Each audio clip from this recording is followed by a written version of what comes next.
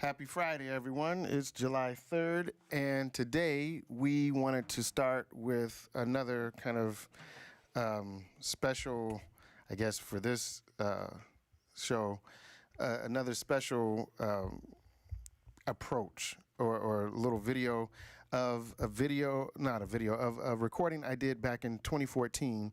It's really a trio in my mind, a virtual trio between Frederick Douglass, the words he wrote for What to the Slave is the 4th of July, the voice of James Earl Jones, and me on drums. This piece sets the tone for today's conversation, and so here is July the 4th.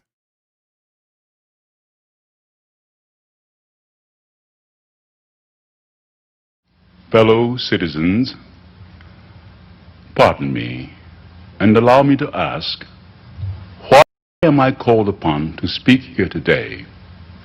What have I, or those I represent, to do with your national independence?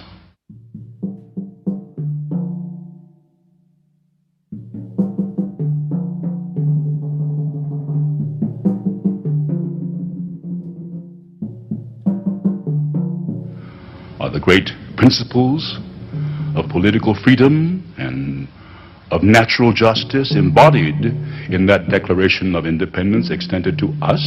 And am I therefore called upon to bring our humble offering to the national altar and to confess their benefits and express devout gratitude for the blessings resulting from your independence to us?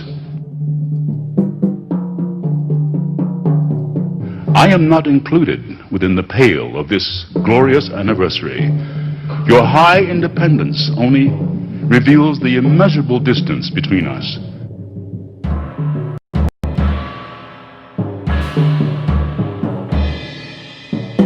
The blessings in which you this day rejoice are not enjoyed in common. The rich inheritance of justice, liberty, prosperity, and independence bequeathed by your fathers is shared by you, not by me. The sunlight that brought life and healing to you has brought stripes and death to me. This 4th of July is yours, not mine. You may rejoice, I must mourn.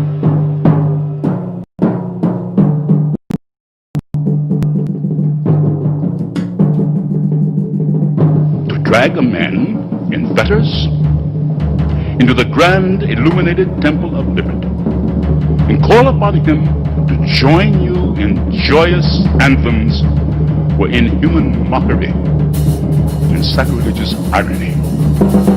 Do you mean, citizens, to mock me by asking me to speak today?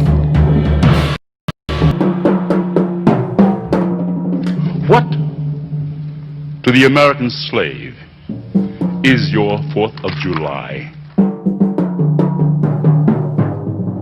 I answer, a day that reveals to him more than all other days of the year the gross injustice and cruelty to which he is a constant victim. To him, your celebration is a sham. Your boasted liberty, an unholy license. Your national greatness, swelling vanity. Your sounds of rejoicing are empty and heartless. Your denunciation of tyrants, brass-fronted impudence. Your shouts of liberty and equality, hollow mockery. Your prayers and hymns, your sermons and thanksgivings, with all your parade and solemnity, are to him mere bombast, fraud, deception, impiety, and hypocrisy. A thin veil to cover up crimes that would displace a nation of savages.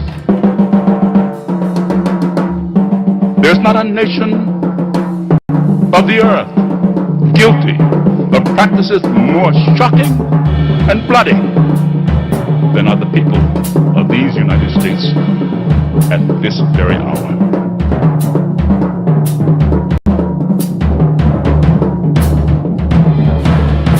time like this, scorching irony, not convincing argument, is needed.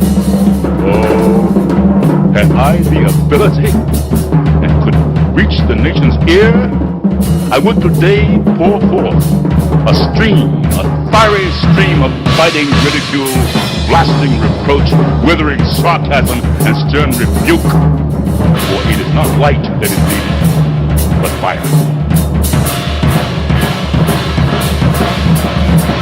It is not the gentle shower, but thunder. We need the storm, the whirlwind, the earthquake. The beating of the nation must be quickened. The conscience of the nation must be roused.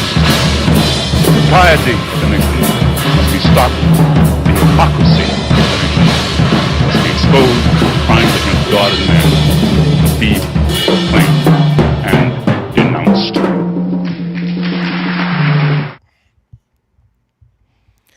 So it's in that context that we have our conversation today, and we'll be playing and honoring our ancestors. So, I haven't found yet a more eloquent critique of this country. And the unfortunate thing is that started, or he delivered that speech Frederick Douglass did 168 years ago, and it's still relevant today. So I think with all of that as context for today, we need to take some time to breathe and remember our ancestors, and then we'll get back into the conversation with Mr. Douglass. So just take some time, breathe in, breathe out, breathe in, breathe out. As we breathe in, all the good stuff the universe has for us, and as we breathe out, all the crazy anxiety, stress, all the things that weigh us down. Breathe in one more time. Out. Again, we do the breathing at the beginning to bring some synchronicity. Even though we're in different spaces, when we begin to breathe together, it creates connections. Also, every week we want to remember who we are, and we do that. At least one way we do that is to remember the ancestors. And so I'm going to play the ancestral drum call, and you can type your ancestors in the chat, and we will call their names after I'm done. You might want to adjust that up so it doesn't fall. No, yeah, the whole thing. By the way, I got my cousin Stacy hanging out with us today. She's helping me in the tech space. Ruth is working. And so thank you, Stacy, for stepping in. She learned everything like 3 minutes ago. So it's all good.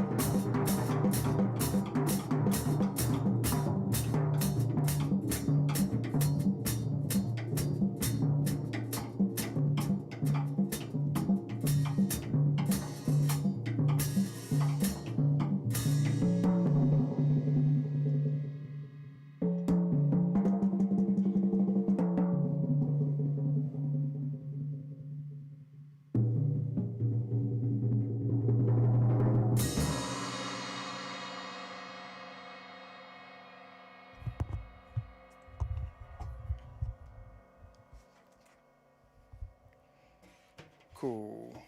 We got some. All right. Frank. Verna. James. Philip. David Lomax. Ashe. Norma Thomas. Ashe. Eunice Lindsay. Ashe. Betty Lomax. Ashe. Elizabeth Brown. Ashe.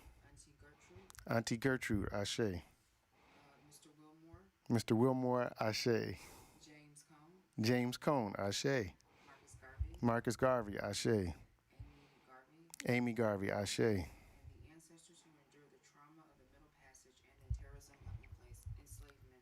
And to all of our ancestors who endured the Middle Passage and the terrorism of enslavement. Ashe. James Akins. Ashe. John Starks. Ashe. Ella Pearl Starks. Ashe. Carl Chapman. Ashe. Ashe-o. Ashe-o. So, today is July the 3rd. Tomorrow is the 4th of July, or as I heard somebody call it a while ago, the 4th of July. We wanted to start with Frederick Douglass because, again, I've not found a more eloquent critique of America that was as relevant then as it is now, right? 168 years ago, he made this speech on July the 5th, 1852, and you can find it online. The version, the PDF I found is 15 pages of just, it's just an amazing statement on the hypocrisy that America has become. And he makes a lot of cases. He makes the case that slavery was federal in terms of its legality, right? So this is at every level of the country. The federal government not only legalized slavery, but legalized the inhumanity or the perception of inhumanity for a group of people, right? And this is evidenced in the internal slave trade, even after the international slave trade had ended, and laws like fugitive slave laws and the black codes. So he goes into that. He goes into a critique of the church as being culpable, because in his mind, if the church focused on the humanity and the Christian beliefs and values that it espouses from the Bible, then the church as a body would have been against slavery, right? Why is that important in this context? Because NPR literally just put out a story this week about how white supremacy had been reinforced and preached from white pulpits. And it's a really interesting and engaging article for folks who wonder how black Christians and white Christians are still some of the most segregated religious people on the planet, is because there is a concept that is white Jesus that is different from black Jesus, right? The way we worship, the way we think about our spirituality and the purpose of that spirituality is completely different from that of white folks in America, right? And Frederick Douglass makes that very clear, even in 1852. And then he says the country doesn't need a rational conversation. It needs fire. It needs something radical, some extreme form of civil disobedience to wake the country's conscience to its own hypocrisy, the lies it tells itself. What does he mean by that? Well, he says that the 4th of July is a celebration of independence and freedom and liberty, right? Well, for who though? For who? He says, he asks, are you mocking him by calling him a former slave to speak at a national independence service? Someone who formerly had no independence, who had to escape slavery to become independent illegally. Now to celebrate the independence of a nation that holds still at that time millions of people enslaved, and I would argue at this time millions of people enslaved. It depends on how you think about slavery, right?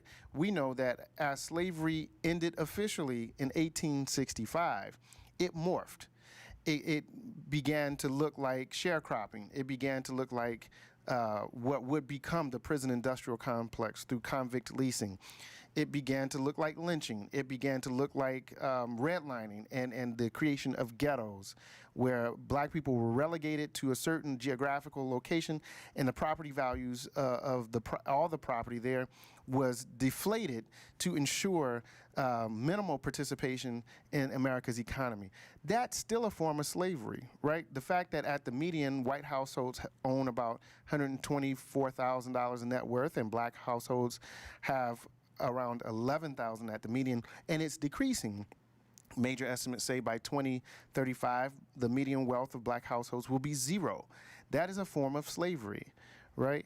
What's interesting is that this is all in the context of recent census data that says 27 of the 100 largest metropolitan areas in the country are now, quote unquote, minority majority.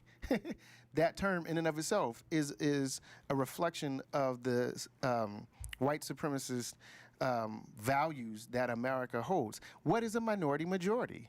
How can you be a minority and a majority unless that term serves to maintain power within the traditional hands of predominantly white men, right?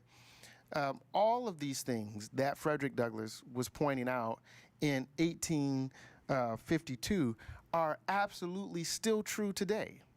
Which is why, for those who still don't understand why people are setting places on fire, why people are protesting in the streets, and why folks are not happy with treatment beyond police brutality, that's why, because nothing has actually changed. I've heard some different numbers around this, but Dr. Claude Anderson, who wrote the great book Powernomics, makes the argument that on the eve of the Civil War, black people in America owned about 1/2 of America's wealth. And I saw recent data that shows since then, that margin has grown only slightly, right? It's no longer 1/2%, it's between 1% and 2%, but that's marginal growth when you think of all of the time between 1865 and 2020, all of the educational attainment that black America has. I mean, black women lead the country in attainment of bachelor degrees, right? But they are also the lowest paid in terms of the racial wealth gap, right? There are white men, and at the very bottom are black women. They're the most educated. They are also the lowest paid, right? So all of these things equate to underlying unrest that is always there, even when people aren't out protesting, right? And what Frederick Douglass is trying to make clear to his white audience, because it was a white audience, that unless and until the country comes to grips with these issues, right, with the hypocrisy between the narrative it tells itself about being a democracy for all and how it makes sure that all people can't participate in its democracy, the discrepancy between whether or not it's a democracy at all and for whom, right? Because the founding fathers, the 35 white men, most of whom were slave owners who signed the Constitution, were not thinking about poor white men. They weren't thinking about women of any hue, let alone white women. They were about to embark on manifest destiny, right, which destroyed native indigenous cultures. And they were still practicing, and would for some time, slavery. So what does democracy mean in that context? Why are we celebrating bullshit, for lack of a better term, right? It really is, what did we say? What did Amir say yesterday? The depths of dookie, to quote my 18-year-old, because it's a lie. It's a lie that not only they told themselves and wrote it on paper, it's a lie that has been reinforced by racist policies, racist systems, racist infrastructure that reinforce this lie so that white folk will believe that everything is equal, and it allows slavery to continue today because it's not visible to the naked eye, right? Economic and slavery, all property values. I mean, all these things are forms of slavery. Credit issues, student loan debt is a form of slavery. All of these things keep folks who don't have access to the mainstream mechanisms of the economy, right? We don't have the disposable income to engage in the stock market at the rate that others might. We don't have the ability to create businesses and scale businesses because we don't have access to capital in the way that others might. We might, a white person and myself, have the exact same degrees, have the exact same jobs, get paid exactly the same amount, but because I get charged more in interest on a loan from my home, I'm actually paying more for my home than that white counterpart, right? And so that person is then able to build wealth at a rate that I can't, just because the system treats him more favorably than me. That is still a form of slavery, right? It's slavery because I'm being denied full access to my ability to participate in the world because of how I look and how I present. Right? Frederick Douglass was talking about this 168 years ago. Why are we still talking about it today? I'm going to play something.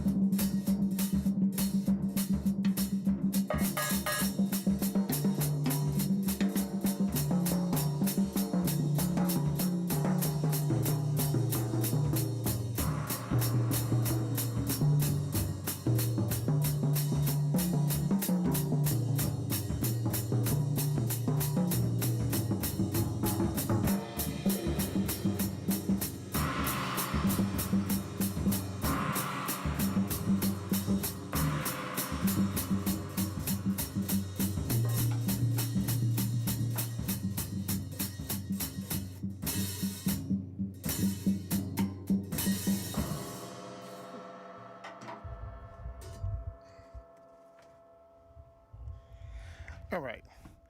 So we talked about how our honored ancestor, Frederick Douglass, composed and delivered this scorching, scathing critique on the American construct, right? He addressed the federal system, he addressed the religious system, he addressed the need for some kind of civil disobedience that really would wake America up to its own hypocrisy, and we made the connection to what's happening today.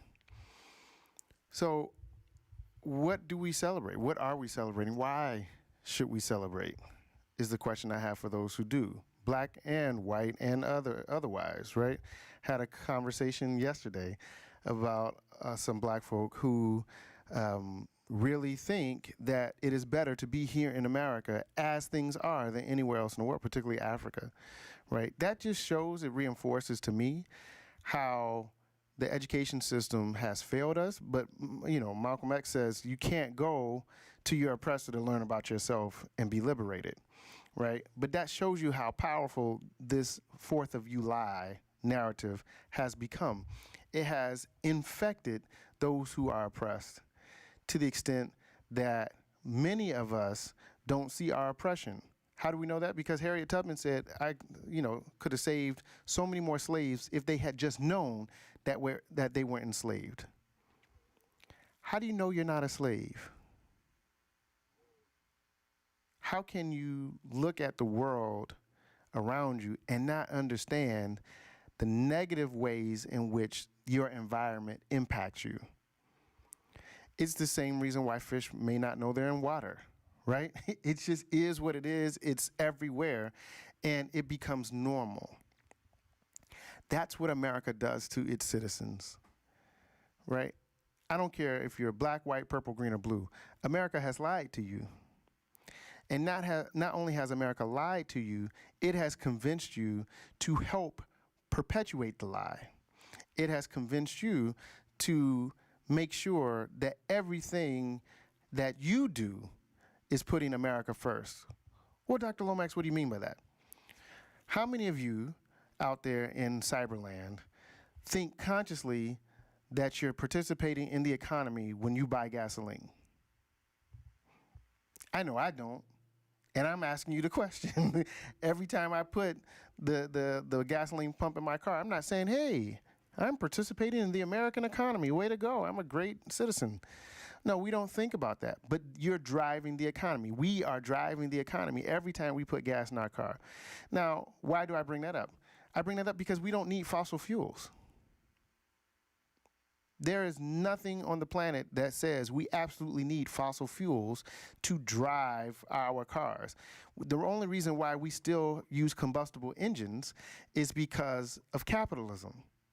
And because the major corporations in the oil industry decided way back in the 70s that they didn't want to make the investments in clean energy because it was easier at that time and cheaper to mine and process refined oil. If the government was about the people, when it had climate reports, even back then, that showed the negative impacts of fossil fuel usage on the planet, let alone in the country, it would have made policy that forced these corporations to do business that had a human-centered focus, right? Make the world a better place, still make a lot of money because you're, controlling the energy sources. But it didn't. And it's because America, as a construct, has never actually cared about its people. It has only cared about those who are in, to use today's language or Occupy Wall Street language, in the 1%. It's because those are the people that framed what we now consider to be the founding documents of the country, right? Slavery persisted then because many of those founding fathers gained their wealth from slavery. So America has never really been a democracy for all. It has been a place where those who have wealth continue to grow their wealth. And that's only one kind of power. So as we are in this season between Juneteenth and July 4th, I ask you, what other forms of power can we leverage to change the dynamic, to shift the way the culture engages itself? How do we change the narrative? Well, there are several other forms of power, and Frederick Douglass calls out at least two or three of them. One is the power of religion in our belief system, right? If churches, Christian churches, if religious institutions in general in America were to teach their parishioners, right, their members, about these things in terms of politics, in terms of history, in terms of how we are to engage or should engage together, regardless of our religious beliefs, then we start to cultivate not only, or we leverage not only the power of religion that has been used as an opiate of the masses, right, to conquer people. We turn that on its head and we start to leverage those religious systems, those belief and religious practices to create community beyond and above what we think are our differences, right? It's a powerful coalition when you have people who believe that what they're doing is righteous, and what they're doing is righteous because it is on the behalf of humanity, right? So a multi-religious coalition working on the behalf of people to make this country answer for its sins, but also treat its citizens as the human beings they are, is a powerful form of people power. And that's just leveraging the religious aspect, the power of religion. Beyond religion, you can leverage the people power, period, as we're seeing in these Black Lives Matter protests, right? What would happen if those who are religious would drop their biases toward people who are different from them, whether it's about how they look, how they identify in terms of race and gender, and how they think or believe spiritually, and they just worked with everybody around this purpose of ensuring optimal human activity and engagement and the facilitation of that by the government, right? People power is absolutely stronger than wealth and monetary power because money is another construct just like race. It does not actually exist. But what does exist is the connection between you and I, between you and your neighbors, right? That's real. If we stopped believing in the monetary system today, the economy would collapse today. You don't believe me? Just listen to Marketplace on NPR. Every day they do a report and they talk about consumer confidence, right? When consumer confidence is high, the stock market goes through the roof. When consumer confidence is low, the stock market drops. Why are we basing the way we value people on something that's so fragile, on something that is not real? Why are we basing the way we engage and interact with each other on something that is also very fragile and not real, constructs of race, right? Even our identities as black or white or what have you are constructs. The culture is absolutely real, but black and white as terms to identify particular ethnic groups did not evolve into popular use until the 15th century, right? There was no such thing as black as an ethnic group, right? You were not even Angolan. Angola didn't exist until Belgium or Portugal, right?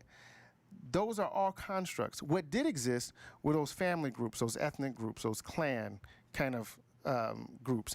But that also existed in Europe, right? There were the Goths, the Visigoths, the Anglos, all the Saxons, all those folks, and they had clans within those various ethnic groups. Those family ties, those communal ties have always been real. The labels that we've put on them have shifted and changed over the years because they are constructs, just like money, just like race. What happens if we can see the matrix for what it really is, the coding, the way we've been socialized against each other through use of these constructs? And we put those to the side and we said we're all human beings, and regardless of how we believe, how much money we think we have in a bank, we think, because again, you know, that can change at any moment, and how we identify sexually, all these things, those don't matter. What matter is our humanity, and we leverage that power of our collective humanity to make change. I bet you we'd see some change immediately, because that means everyone at the various class levels would be holding people who have been elected to power accountable in a different way. And while I don't personally think that voting is the answer, it is a tactic and a larger strategy. Believing that we are all human beings and working together to ensure that we can all be our best selves means that we begin to vote differently. It means the people that get into office are acting differently because they're being held accountable in different ways. It means the policies and procedures that have been historically racist, sexist, and classist are now going to shift to be more open to all people, right? Inclusive to all people, right? No more tax breaks for the ultra rich because they don't need them, right? Instead, we reallocate that funding to people who actually need the money, the people at the lowest ends of our economic strata. That's not revolutionary, but it would be a revolution.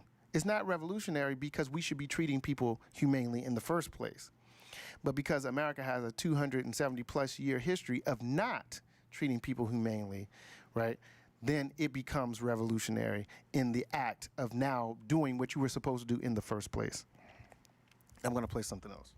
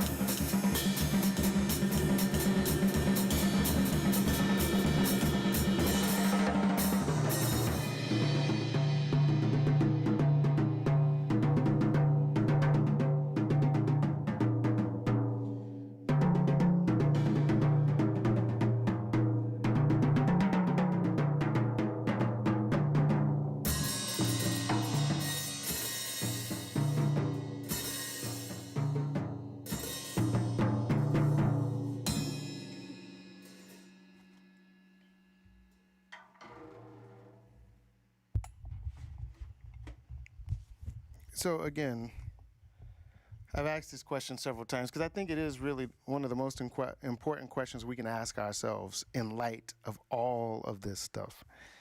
The question becomes, what are we as individuals going to do? How are we going to change the way we think? How are we going to then change the way we act, the way we behave toward each other? How do you change the way you think? Well, you have to read some different books. You have to watch some different shows, documentaries, you know. Hopefully nobody that is checking this out is on Fox and all that kind of stuff. But, you know, hey, if you are, check out MSNBC. Baby steps, right? From Fox to MSNBC might be a huge leap, but you might hear a different perspective, right? Social media is also another echo chamber, right? So if we're only hearing perspectives that reflect what we think and feel and believe, then we're not pushing ourselves to grow and consider other perspectives, right? Myself, I have friends who are nicknamed redneck. You know, I have friends who are in the, you know, elite 1%, and I have friends that don't even have a bank account, right? And that's just kind of how I operate in the world on that human level, right? Of course, just like everybody else, I have my own biases. There's certain people I'm just not going to engage for whatever reason, right? But I don't ever want that person to not be able to participate in some way, shape, or form in the world because I don't like them or because I wouldn't talk to them, right? I get a vibe on some folks. Those are folks I need to talk to. I get a vibe on other folks. Those are folks I don't need to talk to. But it's not in any way racialized because I have done my own work and continue to do the work to get rid of what Ibram Kendi calls those racial ideas, right, or racist ideas. I saw a critique of his book, How to Be Anti-Racist, by someone who didn't understand that Kendi is not saying in his book explicitly, although I can see where the lines blur, he's not saying that because he was socialized with racist ideas that he was racist. He's not saying that. He's saying he was socialized with racist ideas, and so his behavior up until the point that he investigated and interrogated those ideas and those beliefs and changed them, reinforced racism. That is what makes it so insidious, right? If you're white, you don't have to be racist because the system is racist for you, right? If you're black, you can't be racist because you don't have the power to keep anybody from doing anything because of their quote-unquote race, but you can reinforce standing rules, policies, procedures, regulations, systems, infrastructure that are racist, thinking that you're doing the right thing because you're aligned with these racist ideas. You're not racist, but you are protecting racist ideas. That's why we all have work to do, right? The ideas that we've been socialized with are really the things that keep us from doing the work of being truly free, right? Stokely Carmichael, Kwame Ture said, power begins at the point of conception. So at the point where you begin to believe and know that you're powerful because you're exercising your power, then you are, in fact, powerful, right? Even before that first act. You are powerful when you believe that you are. So wouldn't freedom be the same?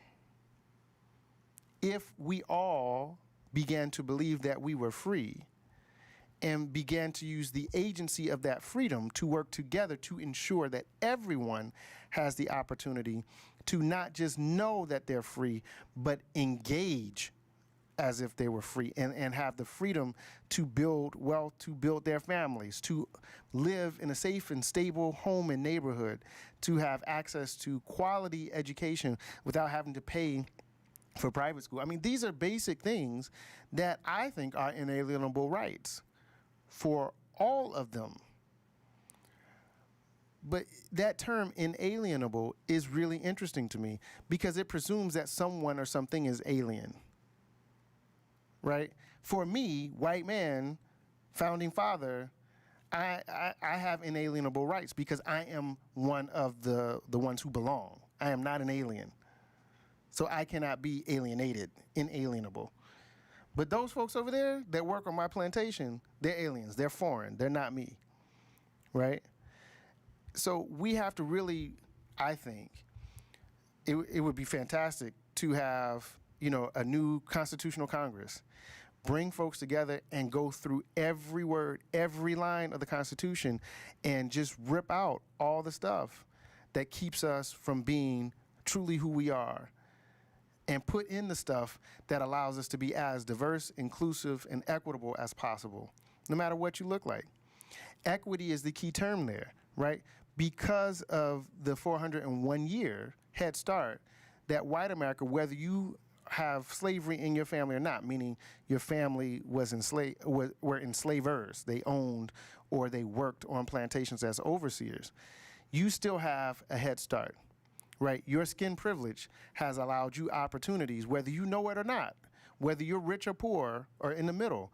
Your skin privilege allows you opportunities that others might not have because they don't look like you, right? And so equity means that we offer more support to people who didn't have that head start than to people who did, right? It's redistribution, yes, but not redistribution of what you already have. It's a reallocation of what is to come, right?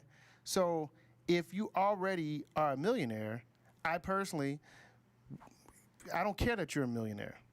What I want to see is that tomorrow I have the same opportunities you have to do whatever it is I'm going to do and be successful in that, whether it's economically successful or otherwise. I want to see that someone from the neighborhood that I grew up in, Linden, historically divested neighborhood, black neighborhood, can be successful as a janitor as much as that person could be successful as a hedge fund manager, right? And by success, I'm not saying that value is about your bank account. Value is about how you feel about the value you're adding to the community. If we're thinking humanely, right, then the way we value ourselves and each other becomes less material and more spiritual in terms of the connection between people, human beings, right? The value add is the thing that makes us valuable or not. And oftentimes that's a choice, right? Anybody can sweep a street, right? Sweep a street. Anybody can share a book. Anybody can share a smile, right? It's those little things that begin to combat the little microaggressions that are racialized and the macroaggression that is based on race and class. Right? We do those little things, we come together as community, then we can address the bigger things. And so if there's anything I would want folks to think about in this time, because I'm not celebrating the 4th. I don't care about America's independence. I really don't. I have no F's to give for it. So if you celebrate, good, that's your choice. But what I do in this time between Juneteenth and the 4th is really think about how my work adds value and how I'm holding myself accountable to ensure that I do what I can to help people be better, to help people know and learn how to engage so they can help folks to be better, and how we collectively can not just hold the country responsible, because that's a big enough job, but we have to do this work all over the world because the world has been affected by notions of race and white supremacy. Those racist ideas have been a plague to the whole world since the mid-1400s. So that's the work we all have to do. It's hyper-localized for us who live in America because that's where we are. But we cannot only think about America because these ideals are pervasive, right? That's why you have the issues politically in Africa, right? The corruption and the like that everybody likes to talk about. It exists because of colonialism and how those racist ideas were implanted into the various cultures on the continent, and they still persist. They remain, right? And I think it's even more dangerous there because those folks are still connected to land that they were born on. They're still connected or have access to traditional belief systems, but they have been so infected to some extent by these racist ideas that they don't work in their optimal best interest, because a lot of those resources, a lot of that is counter to what their colonial masters say they want, right? Because they're extracting resources. And if folks on the continent really got their mind straight and said, we don't care about colonial powers, we're going to do our own thing, the European economy would be devastated tomorrow. That's how powerful those belief systems are and how powerful those racist ideas are. All of Europe is built on racist ideas. That's why even in Japan, you have women walking around with umbrellas so they don't get sun. They don't want to get quote unquote tans because they are ascribing to these racist ideas. Again, the only way to get rid of those, to exercise those racist ideas, are to engage new ideas that broaden the way we think, right? And those new ideas come in many forms. It comes in engaging people who are different from you, comes in reading ideas, literature that forces you to think differently from what you've been comfortable thinking, engaging other forms of media, movies, documentaries, and what have you. It's out there. I mean, Google, right? If you don't know, just Google racist ideas. Boom, here it comes, right? You have to do your work, I have to do my work, and then we have to work together. So if you're celebrating, cool. If not, even better, because what is there to celebrate? How truly independent are you? How truly independent are we? And what does American notions of democracy, liberty, justice mean when it has not been a country that has made sure that all of its citizens can engage those ideals freely? Thank you. See you next week. I'm going to play us out. I'm going to play, and then at 1, you can hit stop. Thank you, Stacy.